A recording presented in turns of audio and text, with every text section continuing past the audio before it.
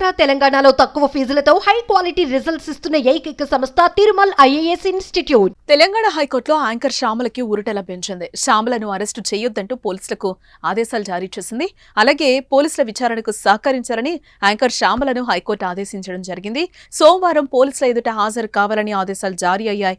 కాగా betting app కేసులో తనపై నమోదైన ఎఫ్ఐఆర్ను క్వాష్ చేయాలంటూ హైకోర్టులో యాంకర్ శ్యామల పిటిషన్ వేశారు. దీనిపై నేడు కోర్టులో విచారణ జరగ్గా హైకోర్టు ఈ విధంగా ఆదేశాలు జారీ చేసింది.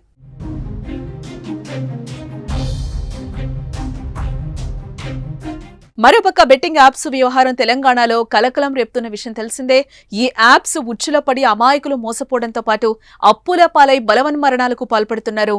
నానాటికి ఇలాంటి ఘటనలు పెరిగిపోతూ ఉండడంతో హైదరాబాద్ పోలీసులు బెట్టింగ్ యాప్స్ ని సీరియస్ గా తీసుకున్నారు.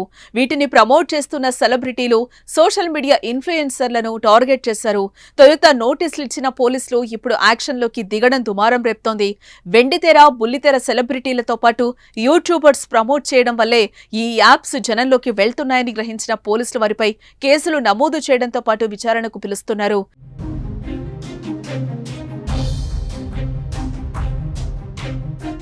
రానా దగ్గుబాటి, విజయ్ దేవరకొండ, మంచు లక్ష్మీ ప్రసన్న, నిధి అగర్వాల్, అనన్య నాగళ్ల, సిరి హనుమంతు, శ్రీముఖి, వర్షిణి, విష్ణుప్రియ, శోభా శెట్టి, రీతూ చౌదరి, అమృత చౌదరి, సుప్రీత, పండు, హర్షసాయి, సన్నీ యాదవ్, టేస్టీ తేజ, పండు, నేహా పఠాన్ తదితరులు బెట్టింగ్ యాప్స్ ను ప్రమోట్ చేసినట్లుగా పోలీసులైతే నిర్ధారించారు. వీరిలో విష్ణుప్రియ, రీతూ చౌదరులను గురువారం ఇప్పటికే పంజాగుట్ట పోలీసులు విచారణకు పిలిచి పలు అంశాలపై ఆరా తీశారు. అయితే లోతుల్లోకి వెళ్లే కొద్దీ ఈ బెట్టింగ్ యాప్స్ వెనుక మరికొంతమంది పేర్లు వినిపిస్తూ ఉండటం కలకలం రేపుతోంది.